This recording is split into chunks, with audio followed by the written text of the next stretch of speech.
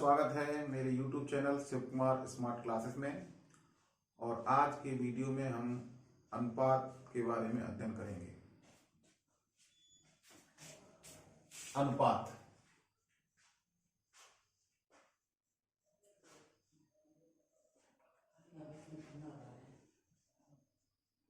इसे अंग्रेजी में हम रेशियो भी कहते हैं।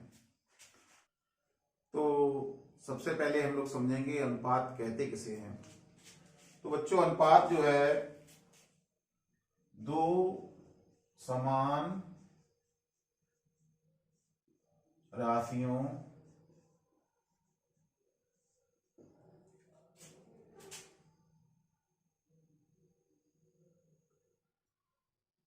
को कितने गुना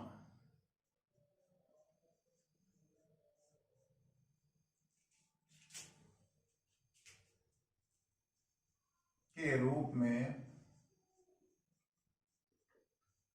व्यक्त करने को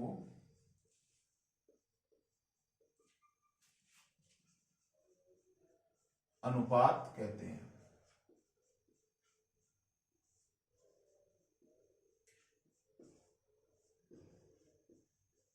है ना। तो सिंपली अनुपात किसे कहते हैं? दो समान राशियों को कितने गुना के रूप में व्यक्त करने को अनुपात कहते हैं। और राशियां कैसी होनी चाहिए? हमारी समान होनी चाहिए। तो इस चीज का हमें विशेष ध्यान देना है। जब भी हम अनुपात ज्ञात करेंगे या किसी भी राशियों को अनुपात के रूप में व्यक्त करेंगे तो वो राशियां हमारी कैसी होनी चाहिए? समान होनी चाहिए। ठीक है। उसके बाद ही हम अनुपात के रूप में व्यक्त कर सकते। तो जैसे मान लीजिए कोई राशि, एक राशि ए है और एक दूसरी राशि बी है। तो ए की वैल्यू मान लीजिए 2 है और बी की वैल्यू 6 है। ए की वैल्यू 2, बी की वैल्यू 6। तो ए अनुपात बी बराबर ए बटे बी, यानी किसी भी दो संख्याओं का हमें अनुपात निकालना है तो उसे हम भाग देकर अनुपात निकालते हैं। तो ए बटे बी यानी 2, ए का मान कितना है? 2 बटे बी का मान कितना है? 6। तो हमारा अनुपात कितना हो गया? 2 1 2 2 3 6, यानी 1 बटे 3। तो उसमें ध्यान देने वाली बात ये होती है कि जो अनुपात जो होता है वो सरलतम रूप में ज्ञात किया जाता है। सरलतम रूप, अगर हम 2 बटे 6 लिख देते तो अनुपात सही था, लेकिन वो सरलतम रूप में नहीं था। तो इसलिए अनुपात को हमें हमेशा सरलतम रूप में व्यक्त करते हैं। एक और उदाहरण से देखते हैं कि आखिर अनुपात है क्या। अनुपात को हम एक सिंपल से एग्जांपल के माध्यम से समझने का प्रयास करेंगे। एक एग्जांपल लेते हैं कि राम ने क्रिकेट के एक मैच में, क्रिकेट के एक खेल में 48 रन बनाए। ठीक है। और श्याम ने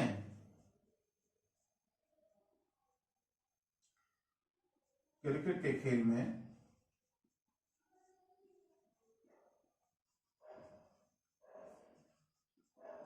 12 रन बनाए। तो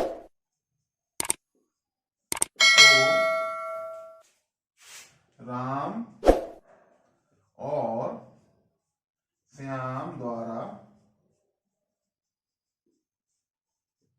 बनाए गए रनों का अनुपात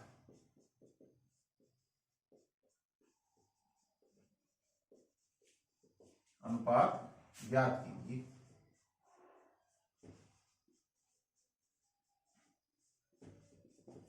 ठीक है। यानी एक क्रिकेट का मैच चल रहा है और उसमें राम ने जो है 48 रन बनाए हैं और श्याम ने जो है हमारे 12 रन बनाए हैं। तो हमें राम और श्याम द्वारा बनाए गए रनों का अनुपात ज्ञात करना है। तो राम और श्याम द्वारा बनाए गए रनों का अनुपात।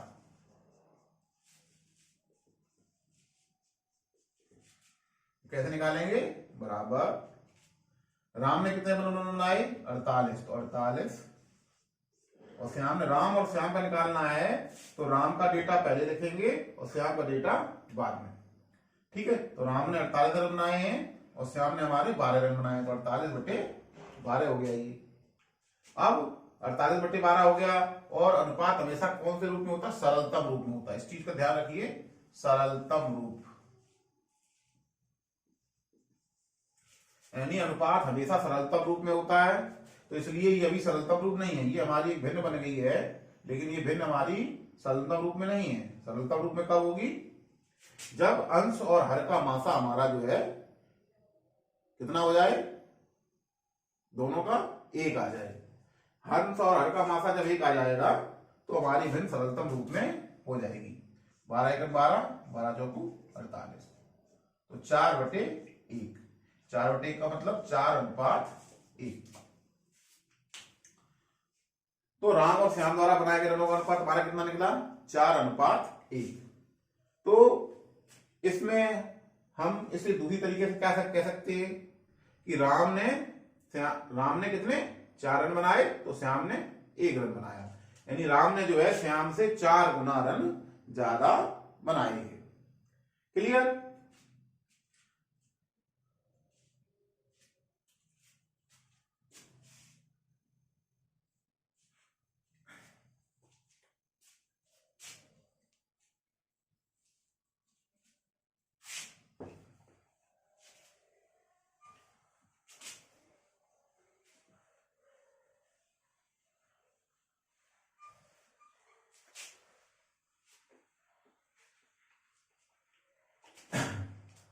तो अभी हम लोगों ने अनुपात के बारे में जो हमने अभी सीखा, तो उससे हमारा क्या निष्कर्ष निकल के आया?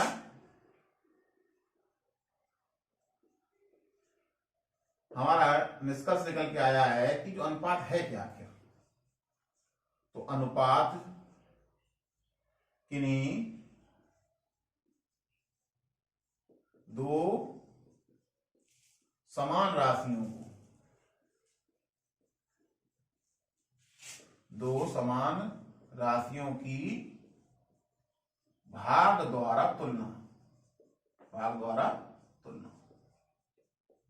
ठीक है, यानी हम एक तरीके से क्या सकते हैं, क्या कह सकते हैं? अनुपात जो है किन्हीं दो समान राशियों की भाग द्वारा तुलना करना है। यानी जब भी हम किन्हीं दो समान राशियों की भाग द्वारा तुलना करते हैं तो वो रिजल्ट में हमारा क्या निकल के आता है? अनुपात निकल के आता है। और इसमें नोट करने वाली क्या बातें हैं? अनुपात में ध्यान क्या देना जहां हम लोग गलती करते हैं? सबसे पहला पॉइंट क्या है? समान राशियां, यानी अनुपात में व्यक्त करते समय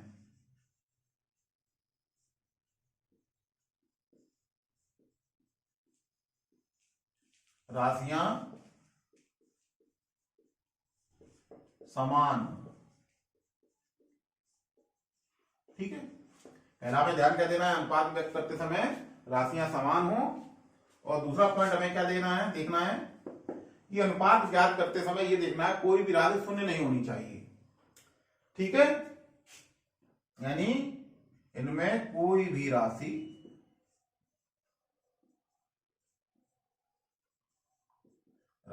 शून्य ना हो,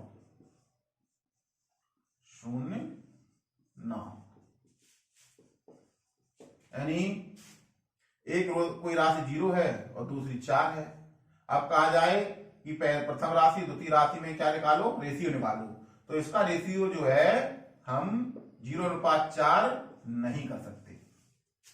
ठीक है, ना ही पहली राशि 4 है, दूसरी राशि 0 है, तो 4:0 के रूप में हम इस राशि को नहीं ले सकते। यानी कोई भी राशि, अगर दो राशियों में कोई भी राशि शून्य है तो उसका अनुपात ज्ञात नहीं किया जा सकता है, उसका अनुपात हम लोग नहीं निकाल सकते। तो इस चीज का हमें कैसे ध्यान देना है। और इंपॉर्टेंट पॉइंट जो है नोट करने वाली है कि जब भी हम अनुपात निकालेंगे तो दो राशि में निकालेंगे, यानी एक राशि ए है दूसरी राशि बी है, तो ए अनुपात बी निकालेंगे।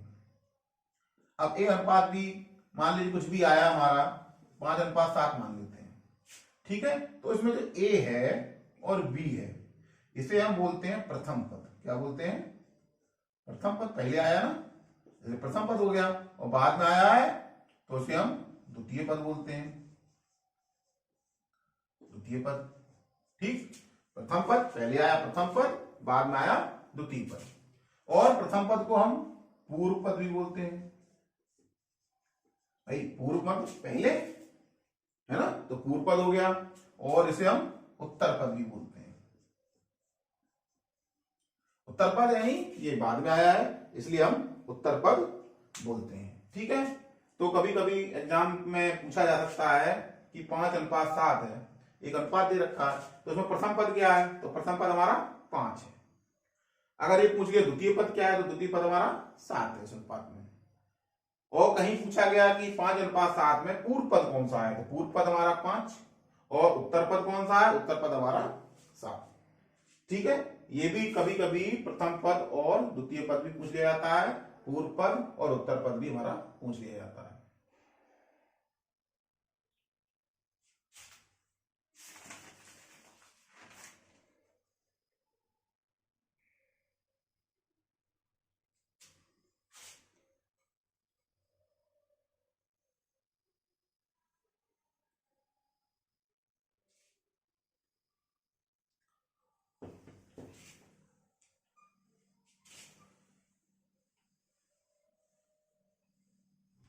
आज के वीडियो में जाना कि अनुपात क्या होता है, अनुपात कैसे कैसे हैं, और अनुपात को कैसे व्यक्त करते हैं।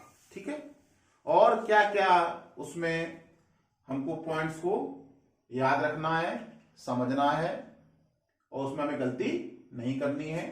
अनुपात जो है उसमें प्रथम पद क्या होता है, द्वितीय पद क्या होता है, पूर्व पद किसे कहते हैं, उत्तर पद किसे कहते हैं, इसको हम लोगों ने बखूबी समझ लिया है।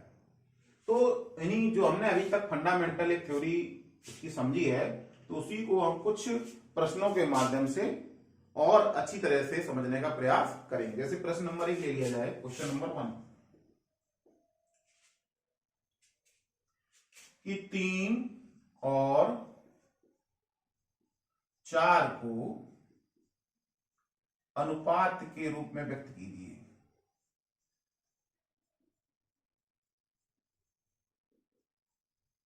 व्यक्त कीजिए।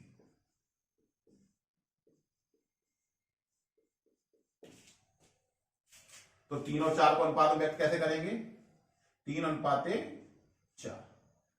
ठीक है, सिंपल सिंपल समझना हो गया, 3:4, ये हमारा आंसर हो गया। क्वेश्चन नंबर 2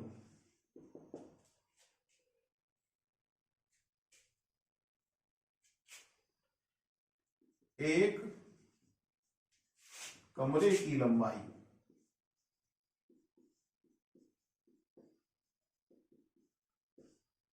8 मीटर तथा चौड़ाई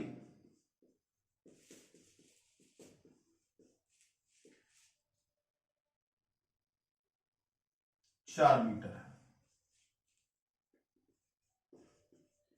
तो लंबाई और चौड़ाई का अनुपात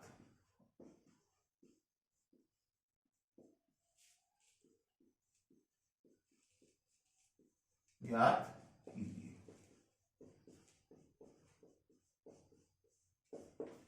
ठीक है, यानी कमरे की लंबाई जो है और उसकी चौड़ाई में हमको यह अनुपात ज्ञात करना है। देखिए, लंबाई 8 मीटर है और चौड़ाई हमारी 4 मीटर है। तो सबसे पहला पॉइंट हमें क्या ध्यान रखना है कि दोनों ही राशियां कैसी होनी चाहिए? समान इकाई की होनी चाहिए। तो ये भी मीटर में है, ये भी मीटर में है। ठीक है, कोई प्रॉब्लम नहीं है, दोनों ही राशियां हमारी जो है सेम यूनिट में है, समान इकाई की हैं, इन्हें इसका अनुपात हम ज्ञात कर सकते हैं।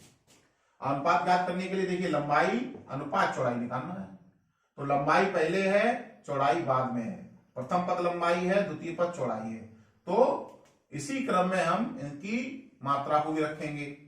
तो लंबाई पहले है तो 8 पहले आएगा, फिर बटे में चौड़ाई आएगी 4। ठीक, अगर चौड़ाई अनुपात लंबाई बोलता, चौड़ाई अनुपात लंबाई ज्ञात कीजिए, तो चौड़ाई प्रथम पद था तो चौड़ाई की जो मान होगा उसे पहले लिखेंगे और लंबाई का मान को बाद में लिखेंगे। यानी प्रश्न को हल करते समय सबसे पहले हमें ध्यान देखना है कि प्रश्न हमसे पूछ क्या रहा है, क्योंकि आधा उत्तर तो हमारे प्रश्न ही छुपा होता है कि प्रश्न हमारा कह क्या रहा है, हमसे जानना क्या चाह रहा है। इसलिए पहले प्रश्न को आराम से समझें, समझने के बाद जो है उत्तर पर हम जाएं कि इसको समस्या को हम हल कर कैसे पाएंगे। ठीक है, तो बच्चों ध्यान रखना है कि अगर सवाल को अच्छी तरह समझ लिए तो आधी समस्या हल हो गई, तो आधी रह गई है, आधी भी हल हो जाएगी। इसलिए सवाल समझना बहुत जरूरी है। अब 8/4 आ गया और हमने अनुपात में क्या बताया था, अनुपात जो होता है वो सरलतम रूप होता है। ठीक है, सरलतम रूप में अनुपात को लिखते हैं। और सरलतम रूप कैसे ज्ञात कर सकते हैं, जब हम अंश और हर का मासा जो है हमारा 1 आ जाए। ठीक, अब ये देखेंगे कि दोनों में हमारी संख्या किससे विभाजित हो रही, अंश और हर। यानी ऐसी संख्या हमको ढूंढनी है अंश भी विभाजित हो जाए, अंश भी विभाजित हो जाए और हर भी विभाजित हो जाए। तो इसमें हमें ढूंढनी कि हमें 4 है ऐसी संख्या, 4 से जो है अगर हम 4 से इसमें भाग दें और 4 से इसमें भाग दें तो इसमें भी हर में भी चला जाएगा और अंश में भी भाग चला जाएगा। 4 दूनी 8 बटे 4 एकड़ 4, यानी 2/1 आ गया। अब 2/1 का हम अगर मासा ज्ञात करें तो 2/1 यानी 2 और 1 का मासा ज्ञात करें तो हमारा मासा 1 आएगा। ठीक है, तो अब 2/1 को हम क्या लिख सकते हैं, 2:1। तो यही हमारा आंसर हो गया, यानी लंबाई और चौड़ाई का अनुपात हमारा कितना निकल के आया, 2:1। एक प्रश्न और देखिए, प्रश्न कह रहा है 3:4 का व्युत्क्रम ज्ञात कीजिए, व्युत्क्रम ज्ञात कीजिए।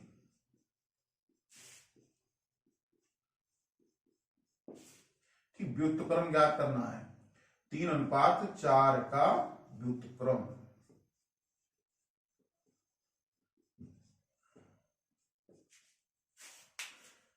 जब अनुपात दे रखा हो उसका व्युत्क्रम ज्ञात करना है, तो व्युत्क्रम क्या होगा हमारा, प्रथम पद को द्वितीय पद बना दो और द्वितीय पद को प्रथम पद बना दो। ठीक है, व्युत्क्रम निकल आएगा। यानी इसका द्वितीय पद क्या है, 4, तो 4 को प्रथम पद बना दीजिए, अनुपात का चिन्ह लगा दीजिए, और 3 जो है हमारा प्रथम पद है उसको हम द्वितीय पद बना देंगे। ठीक, तो 3:4 का व्युत्क्रम हमारा 4:3 हो जाता है। सिंपल था क्वेश्चन है, लेकिन अगर हमें पता ही नहीं होगा व्युत्क्रम होता क्या है, व्युत्क्रम कहते कैसे हैं, तो हम जो कभी भी इसे ज्ञात नहीं कर पाएंगे। तो इसलिए समझना बहुत जरूरी। व्युत्क्रम, व्युत्क्रम में क्या करेंगे, किसी भी अनुपात का व्युत्क्रम ज्ञात करना है तो प्रथम पद को द्वितीय पद बना देंगे और द्वितीय पद को प्रथम पद बना देंगे और हमारा व्युत्क्रम निकल आएगा।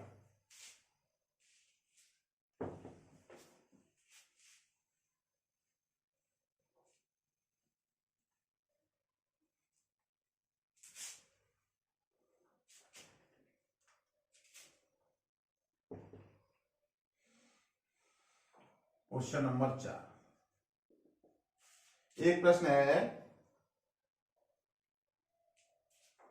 दो संख्याओं का अनुपात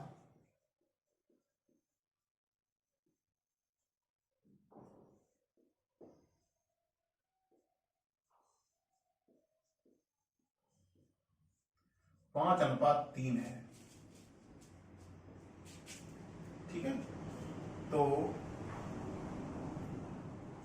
पूर्व पद तथा उत्तर पद ज्ञात कीजिए।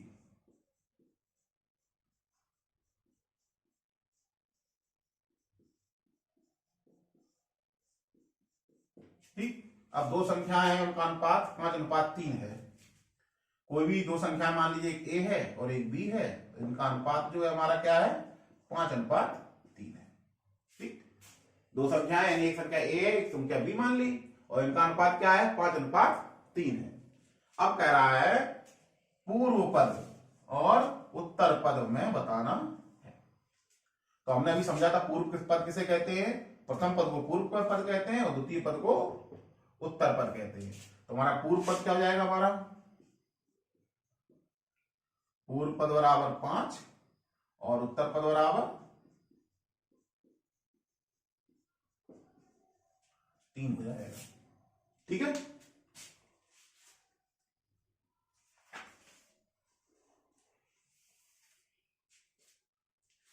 एक प्रश्न से और समझते हैं, एक प्रश्न और लेते हैं। देखिए इसमें तालिका है, विषय दे रखा है, फिर रमेश के अंक,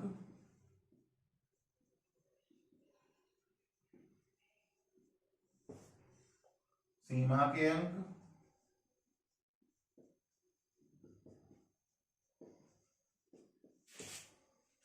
और अनुपात।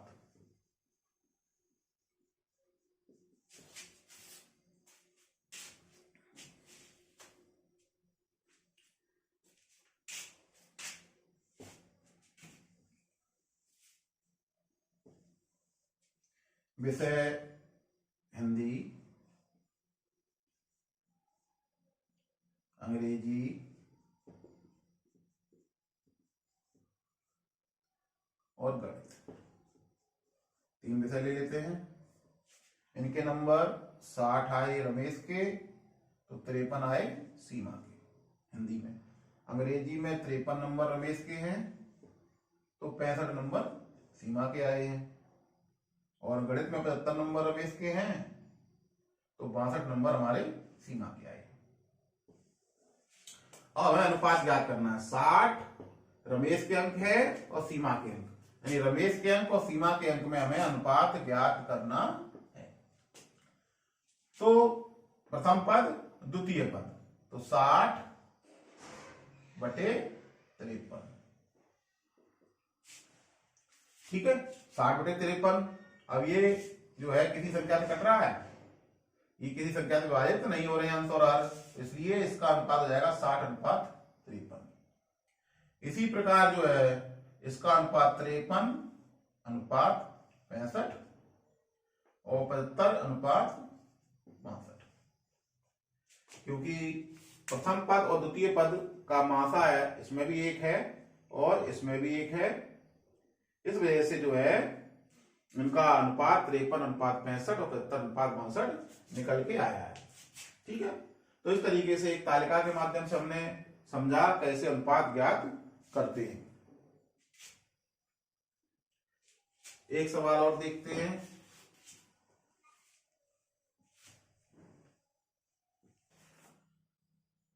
तो बच्चों, आज के वीडियो में हम लोगों ने अनुपात के बारे में एक फंडामेंटल जानकारी इकट्ठी की। आज समझा कि अनुपात होता क्या है, अनुपात की परिभाषा को समझा, अनुपात की अवधारणा को समझा, और उससे संबंधित हमने कुछ प्रश्नों को हल किया।